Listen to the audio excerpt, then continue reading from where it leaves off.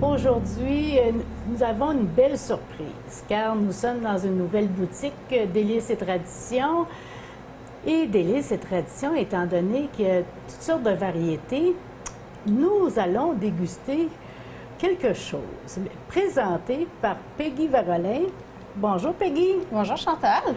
Propriétaire de Délices et Traditions. Effectivement, bienvenue chez Délices et Traditions. Depuis combien de temps maintenant que c'est ouvert? Depuis le mois d'août dernier, c'est ouvert. Ah, bien, c'est très bien. Et quel genre de produits on peut retrouver à Délices et Traditions? Alors, chez Délices et Traditions, on retrouve beaucoup de produits. C'est sûr qu'on a un beau comptoir de fromage, de viande froide. On a les viandes de la boucherie Le Gourmet de Ville-Marie.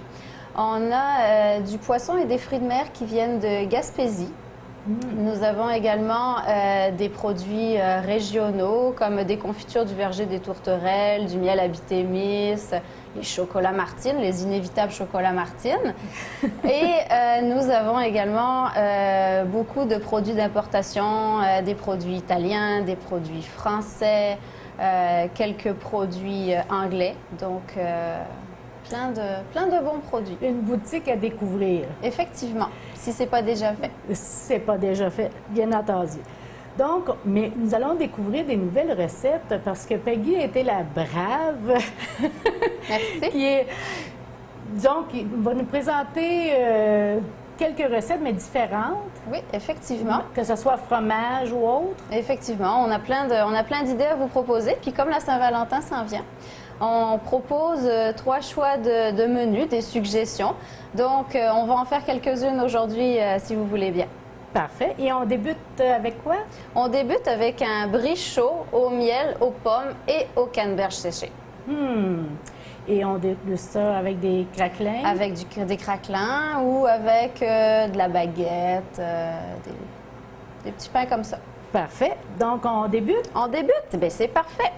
Donc, pour le brie aux canneberges, c'est assez simple. Ça nous prend un brie. Donc, aujourd'hui, on va prendre un Angélus de la fromagerie au village de Lorrainville, donc un produit local. Donc, le brie, c'est pas compliqué.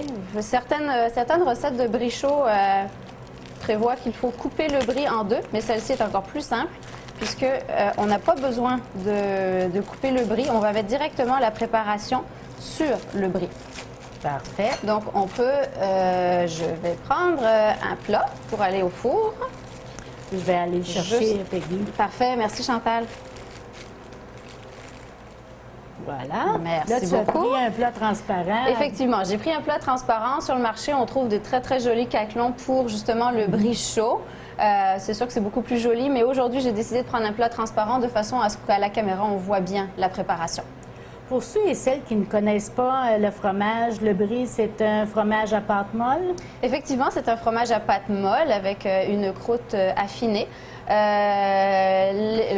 L'Angélus de la fromagerie au village de Lorrainville, c'est un brie par contre qui est assez doux parce qu'il est très très peu affiné. Donc il est très doux.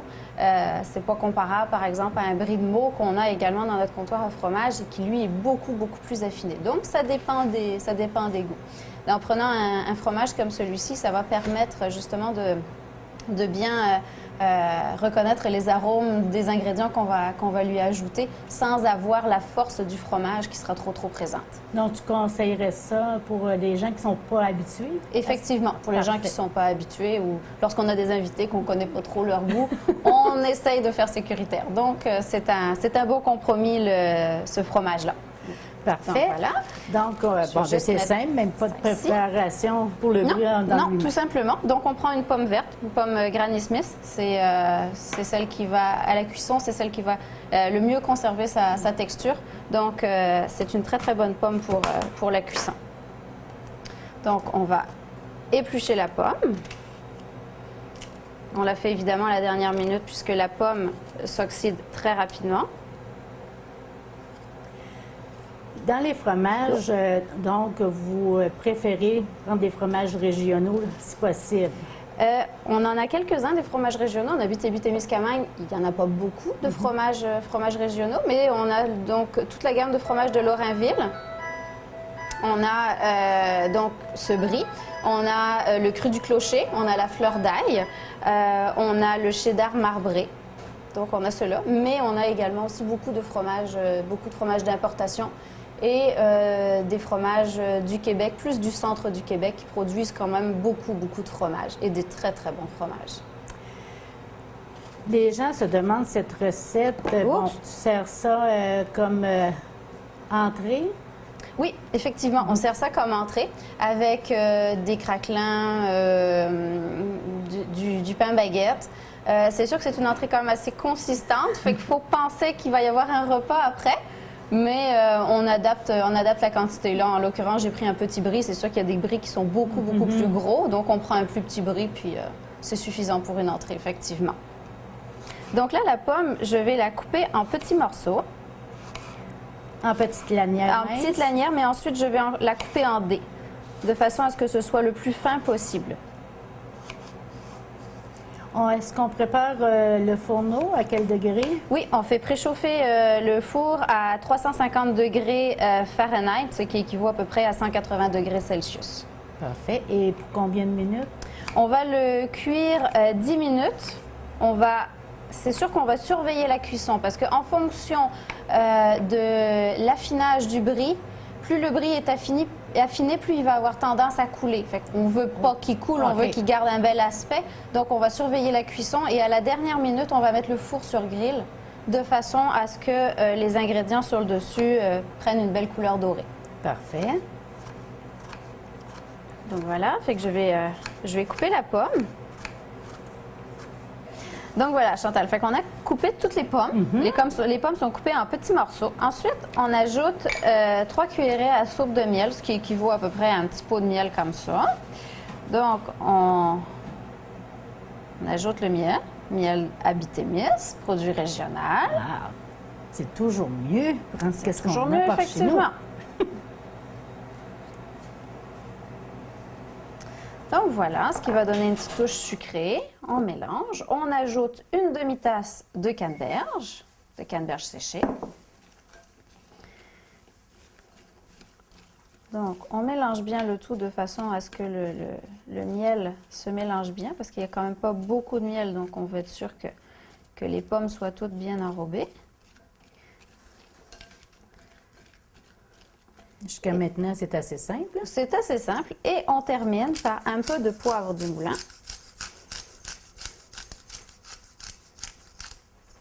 Voilà. Donc, on mélange le tout. Et on dispose tout simplement cette préparation sur le brie. Donc, c'est d'une simplicité à faire peur. Ben là, c'est ça. Mais quand même, c'est pas quelque chose qu'on va manger tous les jours. Non, C'est effectivement. un spécial. C'est un spécial, mais pour un souper de Saint-Valentin, surtout que le Saint-Valentin tombe en pleine semaine cette année, c'est une entrée qui est rapide à faire et qui devrait satisfaire tous les gourmets. Parfait. Donc voilà, donc lorsque c'est prêt, on met au four, tout simplement, et on attend 10 minutes en surveillant. On va le mettre au four? On va le mettre au four. C'est parfait. Donc voilà, Chantal, on a sorti le brie du four. Ce que je trouve intéressant, c'est que vous voyez, j'ai mis ça dans un plat transparent. Le brie a coulé dans le four, justement parce que c'est un brie qui est très peu affiné. Donc la tenue est moins présente. Si vous voulez un brie qui va bien se tenir, qui va rester bien beau, là, à ce moment-là, il va falloir prendre un brie qui va peut-être être plus affiné, mais un petit peu plus fort. Donc, il faut savoir où sont nos priorités. C'est ça. Donc, pour ceux qui débutent en dégustant le brie, plus doux. Effectivement. Mais si on veut avoir une belle présentation, on prend celui qui est plus fort. Effectivement, on prend celui qui est plus fort, ou alors on utilise les caclons qui sont vendus sur le marché et qui ont la taille du brie et qui permettent que le brie va garder sa forme. C'est ça. Mais les arômes sont tout à fait présents. Oui, ça sent très bon. Effectivement. Même là, on va déguster pour de ça. On va y goûter. Donc, j'y vais la première. Oui. Ah, merci. Qu'est-ce que tu conseillerais aussi? Est-ce que tu fais d'autres recettes avec le brie? Oui, on peut en faire plusieurs. On peut ajouter des amandes. C'est sûr qu'avec les amandes, il faut toujours faire attention aux allergies. C'est Ah, toujours c'est vrai. la crainte C'est vrai. qu'on a. Mais oui, on peut ajouter des tomates séchées, du pesto. En fait, il suffit d'utiliser son imagination. C'est ça la cuisine. Moi, je vais être très chic à la caméra et devant le micro, hein, ça va craquer. Mais j'ai pris un peu de tout, la canneberge, Oui, la la pomme et le brie. et le brie. Bon, parfait. On va avoir l'avis de l'experte. Puis je voulais juste ajouter une petite chose. Comme vous voyez, il me reste des pommes, du miel et des canneberges. Justement parce que la recette que je vous ai présentée là était pour 2 bris. Aujourd'hui, à la caméra, on en a fait juste un. Donc, c'est pour ça qu'il reste l'autre moitié de la préparation. Donc, en fonction du nombre de personnes que vous êtes, moi, je vous dirais qu'à peu près une recette comme ça, c'est pour 4 personnes. Donc, 2 bris pour 8 personnes. Très bon. C'est bon? Délicieux. Bon. Moi, j'adore le brie. Donc, Et avec un petit Sèvres-Mène, ce serait pas mauvais non plus, n'est-ce pas, Chantal? c'est vrai. Bon. Bon, je vais me débarrasser. Santé à de ça. tous! Donc, on va préparer aussi une prochaine recette. Oui, effectivement. On Le va plat préparer. principal, Chin? chin chin, pour ta première. Oui, pour ma première.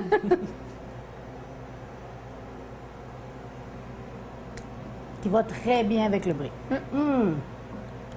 Effectivement. Donc, comme tu expliquais, c'était pour une recette pour 2 bris. Pour 2 bris. 2 bris de cette taille-là ou alors un bris plus gros parce que vous savez, il existe des bris sur le marché de 350-375 grammes. Ça, c'est un bris de 150-180 grammes à peu près. Donc, On va mettre ça de on côté. va mettre de côté. OK. Là, notre très bonne entrée. Et le plat principal, qu'est-ce que tu conseilles? Alors là, on vous propose comme plat principal, ce sont des pâtes. On va prendre des tortellini avec du saumon et des crevettes et une petite sauce rosée. Là, on a différentes pâtes parce qu'on peut prendre aussi des fettuccini. Effectivement, c'est une Et recette qui étant s'adapte. donné que c'est la Saint-Valentin, on peut prendre de couleurs. Tout à fait. C'est une recette de sauce qui va s'adapter très, très bien avec toutes sortes de pâtes. Donc, vous avez ici des calamaratas. Ce sont des pâtes qui sont un petit peu plus grosses. Je ne sais pas si on les voit bien à la caméra. Ce sont en fait des anneaux. C'est très, très gros, mais c'est très joli dans une assiette, surtout avec les morceaux de poisson, les crevettes qu'on va avoir par-dessus. Ça va être très, très beau. Aujourd'hui, on va prendre des tortellini, les fameuses tortellini qu'on connaît. On pourrait effectivement prendre les linguini qui sont là. Et celles-ci, elles ont une couleur un peu particulière. Elles ont des rayures. Ce sont des pâtes qui sont faites avec de l'encre de sèche. Donc, ça a un très, très bon goût. Je pense pas qu'on a à avoir peur de goûter ça avec des enfants. Ça va passer très, très bien. Même les enfants vont aimer ça. Parfait. Donc, voilà.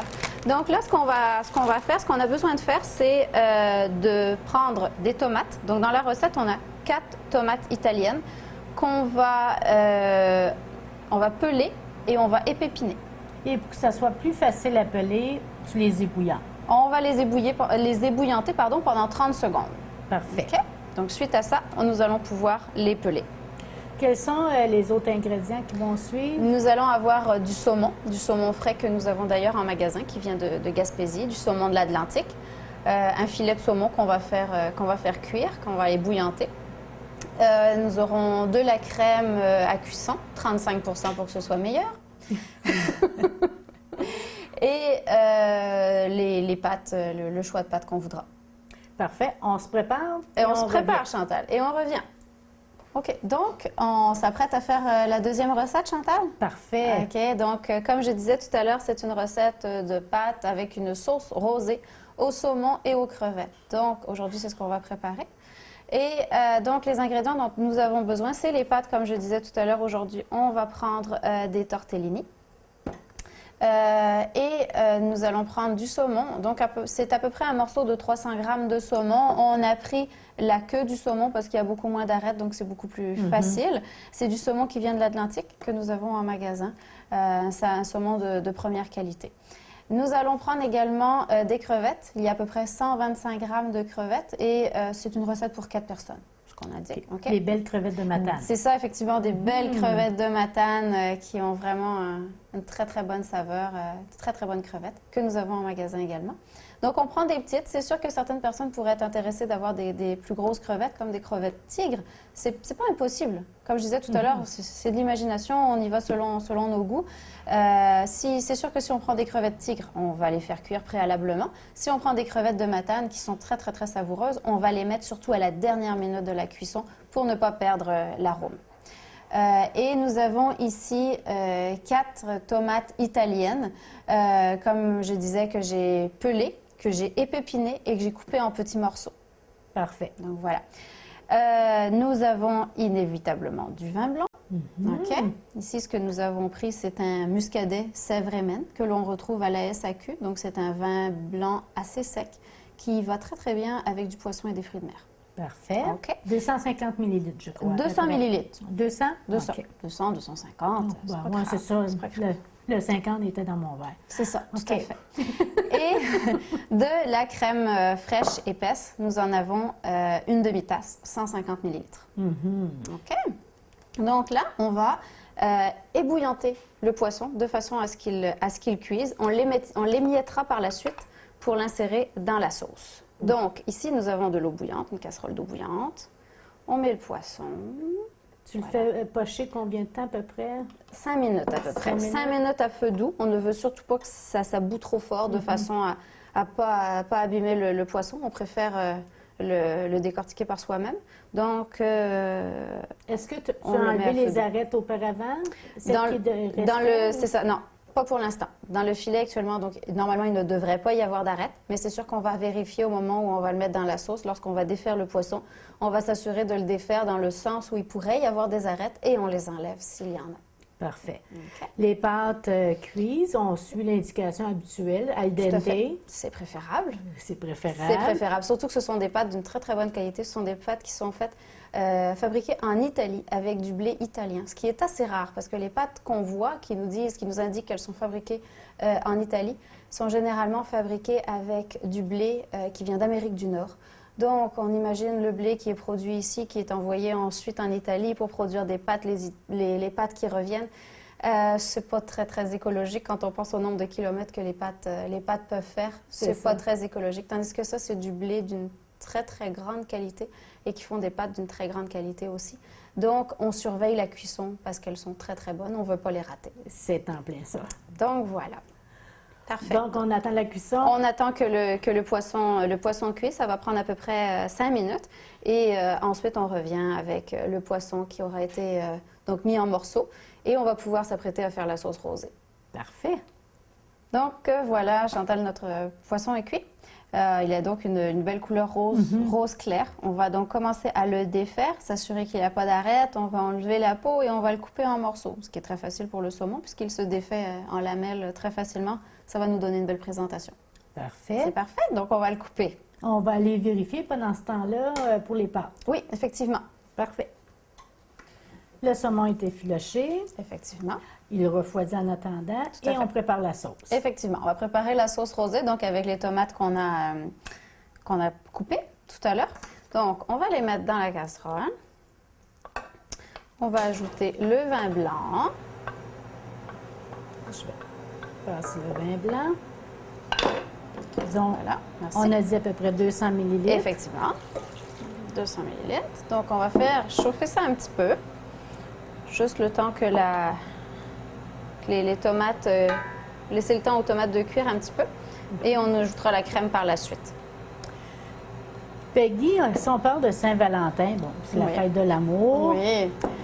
Est-ce que tu prends le temps avec Arnaud de faire un petit souper où tu te fais gâter et tu vas souper à l'extérieur de la maison? Non, je ne veux pas souper à l'extérieur de la maison. J'espère au moins que cette soirée-là, Arnaud n'aura pas de réunion, ce qui est quand même assez rare, les soirées sans réunion. Donc, pour l'instant, je ne sais pas encore ce que nous allons faire, mais une chose est sûre, c'est qu'on va être en famille. Si Arnaud n'a pas de réunion, on va être tous les 4 en famille. On va célébrer la Saint-Valentin de cette façon-là. Est-ce que les enfants fêtent la Saint-Valentin, j'imagine aussi? Oui, effectivement. Oui. Ils vont le fêter à l'école. C'est journée pyjama à l'école. Ah! Donc, et ensuite, on va préparer le souper à la maison. Est-ce que tu fais un repas spécial ou c'est un souper à l'ordinaire? Je pense qu'on va faire du flétan avec du poivre concassé et des poivrons confits avec du vinaigre balsamique. J'en ai rapidement parlé avec Arnaud, puis ça avait l'air de l'intéresser.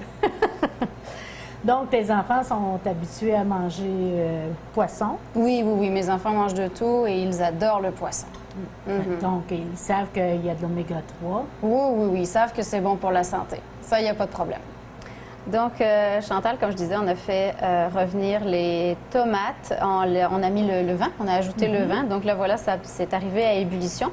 Donc, le vin s'évapore tranquillement, tout en donnant évidemment un arôme aux tomates. OK?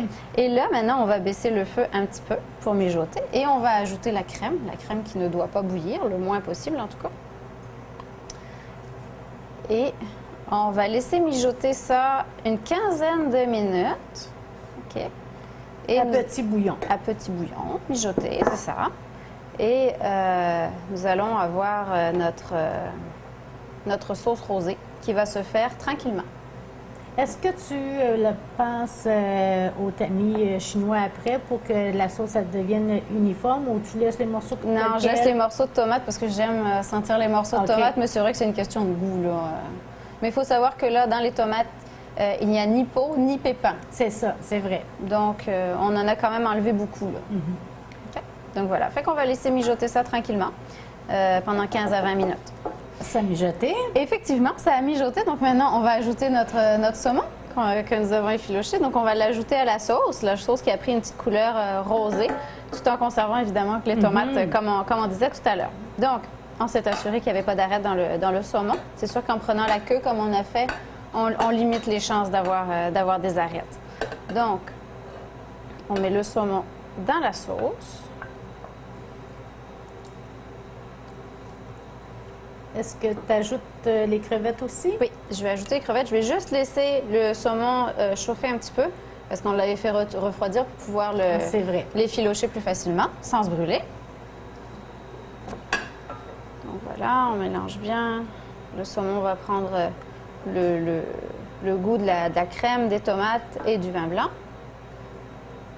Voilà. C'est quand même simple parce que tu n'as pas d'épices à ajouter. Non, non, non, juste du poivre du moulin à la fin. Okay. On met généralement le poivre à la fin, le plus au dernier moment possible, de façon à ce qu'il conserve ses arômes. Ces arômes se dégagent beaucoup plus lorsqu'il est en fin de cuisson que lorsqu'il est en mi-cuisson. Parfait. Okay. Donc, là, ça a chauffé un petit peu. On rajoute donc les crevettes de Matane. Puis comme je disais, si vous voulez mettre des crevettes tigrées, il n'y a pas de problème. Il suffira juste de les faire cuire préalablement si elles ne sont pas déjà cuites. Donc, ça dépend des goûts. Merci, Chantal. Voilà.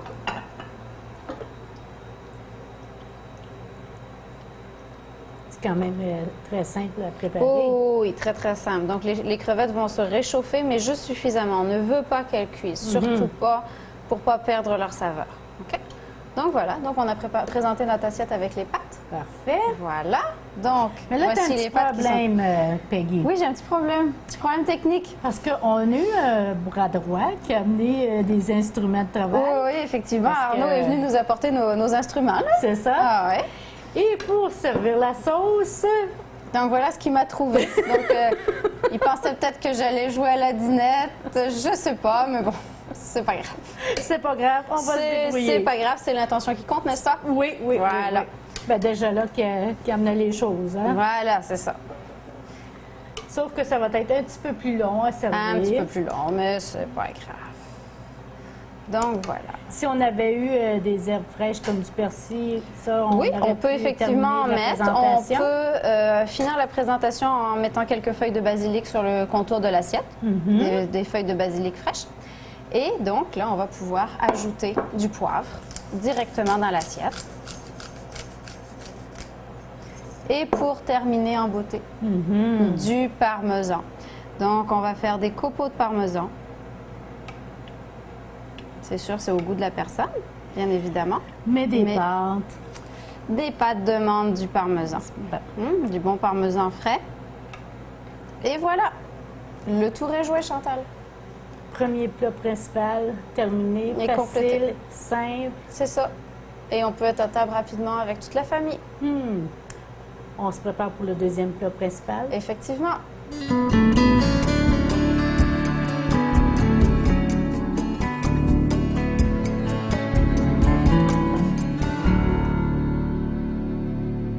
C'est maintenant le tour du flétan. Oui, effectivement, la troisième recette. Donc, on va faire un flétan avec du poivre concassé, du poivre de 4 couleurs, concassé avec un confit de poivron, tomate au vinaigre balsamique. Donc, on présente les ingrédients? Parfait. OK. Donc, tout d'abord, nous avons du flétan ici. Donc, un morceau de flétan qui vient aussi de Gaspésie, toujours du même endroit. Du poivre concassé que j'ai mis dans l'assiette. Donc, c'est tout simplement du poivre du moulin, un mélange de poivre, comme je disais, de différentes baies, de différentes couleurs. Ça peut très bien être un moulin comme ça peut également être un moulin comme ça. Ce sont les mêmes grains qui se retrouvent dedans. C'est juste qu'ici, ils sont torsadés, ils sont séparés, c'est plus joli. Tandis que là, ils sont tous mélangés. Donc, voilà. Nous avons de l'huile d'olive, autant pour faire cuire le flétan que pour faire revenir les poivrons. Ici, on parle d'une huile d'olive qui vient d'Andalousie, donc le sud de l'Espagne. C'est une huile d'olive biologique, extra vierge. Nous avons des capres, de l'ail qui vient du Témiscamingue, produit sur l'île du Collège au Témiscamingue. Voyons. Oui. Ah oui? On a ça au Témiscamingue. On l'ignore, hein? Oui. Des filets d'anchois dans l'huile. 2 tomates italiennes, parce qu'elles sont plus savoureuses que les autres, donc on prend des tomates italiennes. Donc les capres que vous voyez ici, qu'on a sortis du pot, et du vinaigre balsamique, du vinaigre de Modène. Voilà, du vinaigre foncé, pas du vinaigre blanc, parce qu'il existe du vinaigre balsamique blanc aussi, mais c'est plus rare qu'on l'utilise, donc on prend du vinaigre rouge. OK? On a un petit lutin à l'arrière. Oui. José qui est en train de faire tomber les poivrons. Donc, effectivement, les poivrons deux poivrons qui ont été coupés en lanières, qui sont revenus dans l'huile d'olive, auquel elle a ajouté donc des filets d'anchois, la boîte au complet, et 2 gousses d'ail. Donc, tout ça, ça mijote et ça sent vraiment très, très bon dans le magasin. Oui. Parce qu'on parle de 20 minutes quand même ensemble. C'est ça. Le poivron est quand même un légume qui est très, très, très, très dur. Donc, c'est un petit peu long. On veut pas qu'il grille, donc on veut le faire fondre tout doucement. Et là, maintenant, on fait le flétan? Effectivement, on fait le flétan. Donc, on va mettre le flétan, dans l'assiette avec le poivre. Et on va s'assurer qu'il y ait du poivre de chaque côté du flétan. Donc, les filets de flétan sont assez grands. Ce qui va être plus facile pour la cuisson, ça va être de les couper en morceaux en fonction des portions qu'on va mettre dans l'assiette. Donc, on les coupe préalablement à la cuisson plutôt que de les couper en fin de cuisson. C'est toujours plus facile à manipuler quand on va vouloir faire dorer notre flétan. Et c'est pour l'épaisseur aussi, parce que si on prend plus la queue, c'est plus mince que... Effectivement. Donc, on va pouvoir surveiller la cuisson beaucoup plus facilement. Donc, là, il s'agit de s'assurer qu'il y ait du poivre de chaque côté. La quantité de poivre, c'est sûr qu'on pourrait le recouvrir entièrement de poivre, faire une croûte de poivre, mais ça va finir par être très, très fort. Donc, il faut quand même y aller modérément. Et on s'assure qu'il y en ait suffisamment, mais pas trop. Donc, ça va donner juste un bon petit goût. Oui, parce qu'il faut quand même garder le goût du flétan. Le goût du flétan, effectivement. Donc, là, on a pris un flétan, mais on aurait très bien pu prendre n'importe quel poisson blanc qui est quand même assez ferme. On peut prendre du colin, on aurait pu prendre de l'aigle fin. Même de la sole, on peut le faire, c'est juste que la sole est quand même beaucoup plus fragile. Donc, à la cuisson, c'est un petit peu plus délicat. Oui, puis c'est les poissons aussi qu'on peut retrouver ici. Oui, effectivement. Comme la lotte, on ne la retrouvera pas. La lotte, on pourrait l'avoir sur commande, on peut l'avoir sans aucun problème, oui, effectivement. Mais ce à savoir. Oui, hein? Mais ce que nous avons en magasin, c'est donc du flétan et nous avons de la morue également et nous avons de la sole. Ah, bien, c'est bien. Donc, voilà. Fait qu'on va faire cuire ça? Oui. Notre petit lutin a fait tomber les poivrons. Effectivement. Donc, on les a à côté de nous. Donc, on les maintient au chaud. Là, on a mis de l'huile dans la poêle. On va donc faire revenir le flétan. OK. On va le faire revenir des deux côtés. Voilà. Il commence déjà à chanter dans la poêle. Et donc, on va s'assurer que les poivrons ne grillent pas. On va ajouter les capres.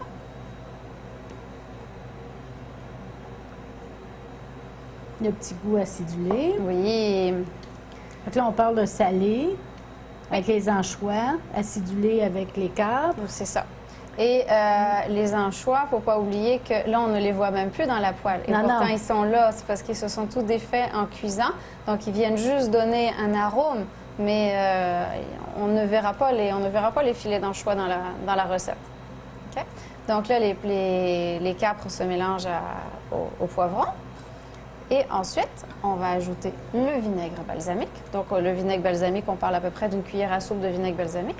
Okay? Bon. On peut y aller au pif. On peut y aller selon le goût. Et on laisse mijoter ça le temps que le flétan cuise. Les tomates vont aller avec quoi? Les tomates vont aller avec.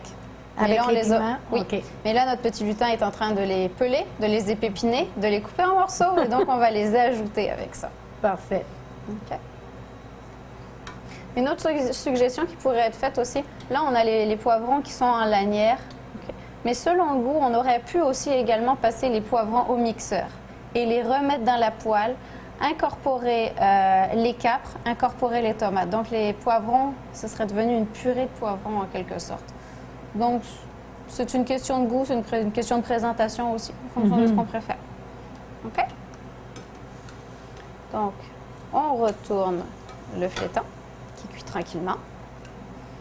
Il faut dire aussi que c'est pas comme dans notre cuisine. Là, on a un petit, Oui, c'est ça. petit deux ronds. Une petite installation avec deux ronds. Et c'est la première fois qu'on l'utilise. On va s'habituer à la longue. Tout à fait.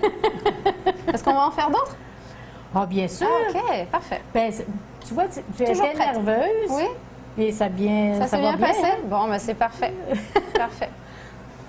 Les tomates ont été ajoutées. Effectivement, donc les tomates mijotent avec les poivrons, les capres, le vinaigre. D'ailleurs, on sent la petite odeur de vinaigre qui chauffe. Et le flétan est cuit, donc maintenant, on n'a plus qu'à le présenter sur l'assiette, Chantal. Parfait. Ouais. Tu servirais ça avec quoi, toi? Moi, je mettrais un riz. Un riz, comme par exemple un riz de Camargue parfumé. C'est un riz qui se tient très, très bien, qui n'est pas collant. Donc, je pense que ça irait très, très bien avec ça.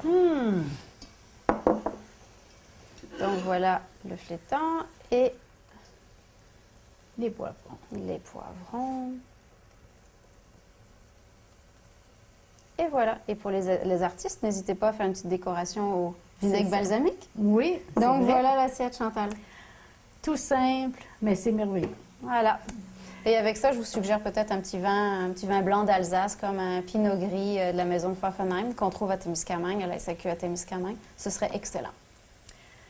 Les produits régionaux, tu vas continuer à nous donner d'autres recettes. On va avoir un autre rendez-vous. Si ça vous intéresse, ça va me faire plaisir. Toujours. Bien, merci beaucoup. De rien, merci à vous. Merci beaucoup d'être venu. Puis si des personnes sont intéressées à venir faire des recettes, ça va me faire plaisir de les accueillir. Et à la fin de l'émission, vous allez avoir les ingrédients des recettes et venir rencontrer Peggy. Peggy ou José pour avoir plein d'idées, plein de bonnes idées. Merci encore. Merci beaucoup.